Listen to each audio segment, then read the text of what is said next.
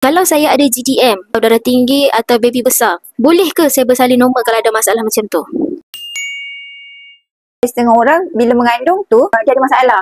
Dia ada kencing manis, dia ada darah tinggi, dia ada masalah baby pula. So, ibu-ibu yang ada masalah macam ni, selalunya akan di follow up oleh doktor dengan lebih kerap lagi lah. Supaya kita nak kurangkan risiko tu berlaku pada ibu dengan baby. Contoh, kalau darah tinggi. Nah, cakap darah tinggi lah.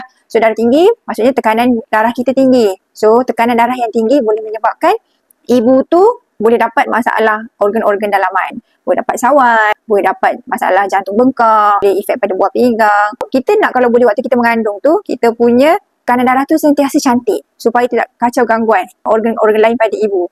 So, bila tak kacau, so dia tak efek lah pada baby. So, kalau andai kata kita punya tekanan darah tu normal, elok semua, tak ada apa-apa.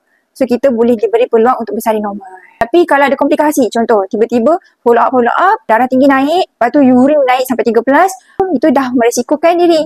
So, boleh jadi awak perlu caesar. Doktor akan caesar baby untuk keluarkan awak. Risau kesihatan pada ibu tu. Ikut pada kita punya kadar penyakit yang kita ada tu, kontrol ke tak kontrol.